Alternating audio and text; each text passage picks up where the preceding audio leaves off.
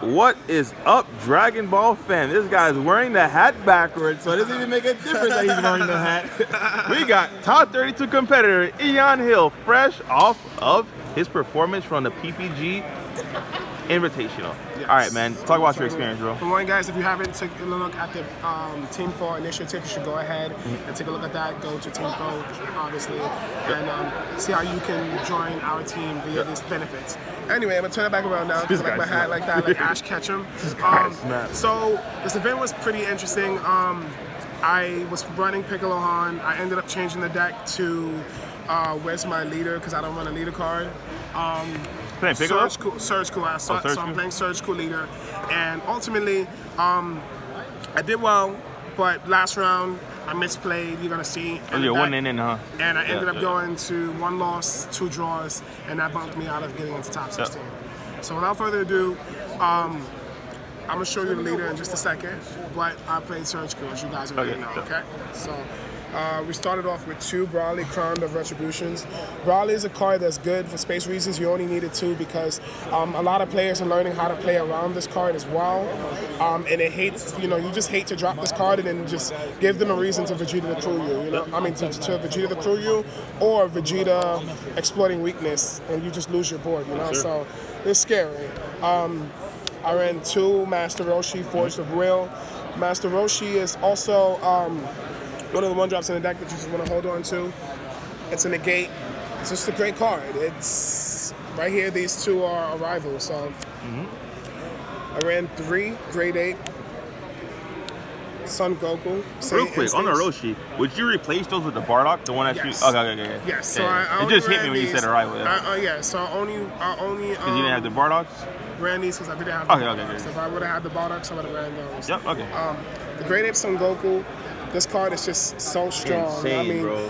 One, being able to discard it and draw additional cards, and then also on top of that, it being able to mitigate the fact that your leader do not have draw power on the awakened side is extremely effective. So normally in my opening hands, what I like to do is hold on to one of these just to mitigate my first swing. So he's a really, really strong card. You heard it from Team F.O.E, this card is gonna go up. So, yeah, it really is. Like, you might want to pick up your copies. A lot of promos are gonna go this week. Yes, you might want to pick up your copies now. Yep. Don't say, we didn't tell you, but we told you, okay? I ran 4 Whis the Spectator. The card is obviously one of the energy exhaust negate cards, but this card actually came in handy one of my games because this card can actually negate. It can pseudo bloodlust a card on board. A lot of people see this card and be like, "Oh, I lost the game. I'm sitting across, this big card." And it's just locking me down or negging me in some type of way. I rested a blocker. I negated a blocker skill with this, and I went in for game. So, I was outside of that. I ran 1 Hidden Power East Supreme Kai. How'd you like it at 1? So 2, the deck would be cloggy. A lot of people like to use the crit with the leader's effect. I like to do that if I'm in the position to do that, but in the mirror match, as often as possible, you want to make sure that you're using your leader's effect wisely. You're not really using it offensively, but defensively. So ultimately, I felt like the hidden power was covered by my Bardock Apes. So my double strike wasn't really effective. This was only going to be there for those really pushy plays that I needed. Other than that, it was going to be a rival fodder or awakened fodder. I ran 4 full surveillance Jacko. I wish this was a sparking negate, but I didn't have access to it. I would change it to the sparking negate. Okay. If you guys are planning on running this list. Okay. 3 Chomper the Trickster, still one of the best counters in the game. I loved countering this card when I had 2 energy open. They had an ape on board. They dropped this. I counter with Chomper. They lose this card, and they lose an attacker. So it's pretty good. This bad boy right here. Oh shit! Here we go. Son Goku, Path to Greatness. He's a good card. Yes, sir. And he's a Gogeta target as well. I ran 4 Topo the Righteous A. A lot of people have mixed feelings on 4 in the deck. I like 4 because of the fact that often too many times, especially if you don't see these opening on the drawers, you're going to want to get rid of cards. And you don't want to get rid of really important pieces. Sometimes you may have to get rid of a topo or charge one. So even though I might not be using 4 topos in the game, I wanted to make sure that I had it when I needed it, because sometimes you can get wasteful with the leader. And then I ran 4 grade 8 Bardock Raiders Cry. Same thing. This card is just fantastic. Generic 2 energy, rests a card, draws a card. I mean, the card's been a pain in the ass since it came out. Yes, sir. It's a huge, huge card. This is MVP all weekend. Right here. You did have a money Saiyan, deck, B. Super Saiyan Vegeta exploiting weaknesses. I mean, I played against the Migra. They stood no chance. I played against the Mirror Match. It was just like whoever had this literally would secure the bag. We secure the advantage. I ran Super Saiyan 4, Son Goku or Heartfelt Gleam. Standard, 3 of them. I like this at 2, but 3 is fine. I ran 4 mirrors, also MVP throughout this. This buy is going to go up further, guys. I mean, it's just a fantastic card. Yes, sir. Blocking leaders out of their effects is way too strong. So, you know, he just was, whenever chance I got to lock down an opponent's leader, or to clear a board, he was there. And you kind of want to make sure you have him out before you awaken. It's imperative to have him out before you awaken, because you always want a heartfelt play. If you're forced to do it outside of that, this card isn't completely dead, because you can I hard dropped this card like twice in the game. It was like, you know, we were back and forth. It was a battle of attrition. I dropped this, they drew 2, and I was like, swing. They had to check this card, so. I mainboarded one of Super Baby 2 Malicious Majesty. Yes, Card was fun.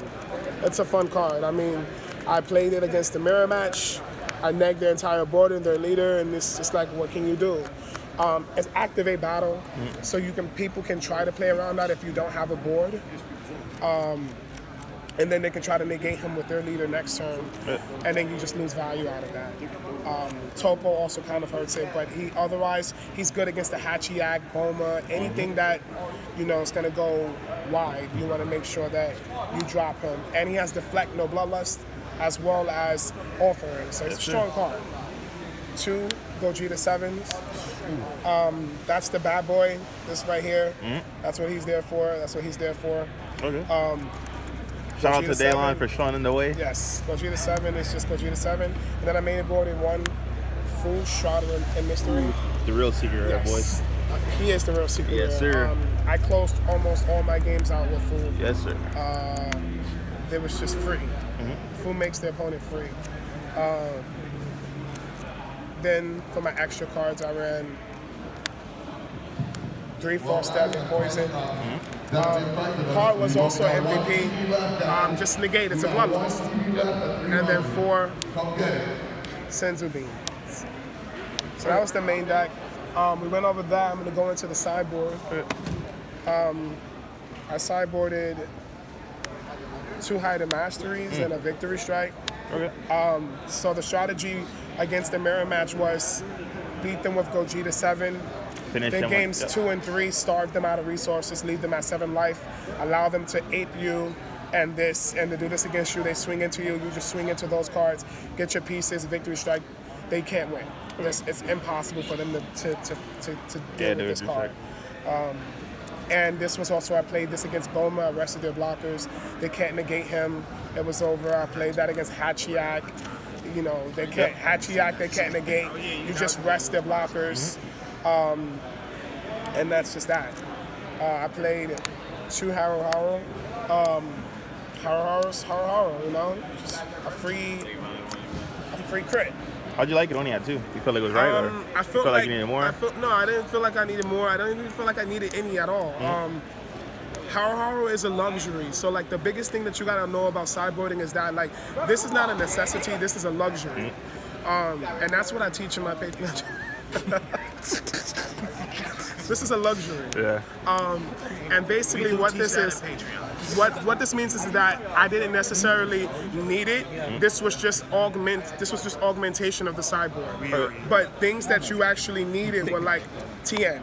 TN mattered if you were gonna get a win or not against some decks, right? You know, Mercenary Tau mattered if you were going to get a win against the mirror match by being able to lock them out of cards. Almighty Resistance also mattered, right? Those are not Ooh, my luxuries. boy running it, You got to make sure you have it. Funny enough, I did one baby to deal with Piccolo, Vegeta. Since I draw a lot, one-ofs are really...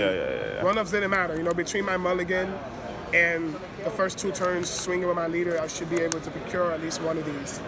I did 2 hits. Hit was I decided to hit in against one mirror match. It did make the game go much smoother. I was able to get rid of cards that they couldn't use. So I was able to hit apes. I was able to hit Vegetas if they didn't have the energy open. If it was a Gogeta variant, I could take away their Gogeta or their targets, you know. And then 2 Denial of Hopes.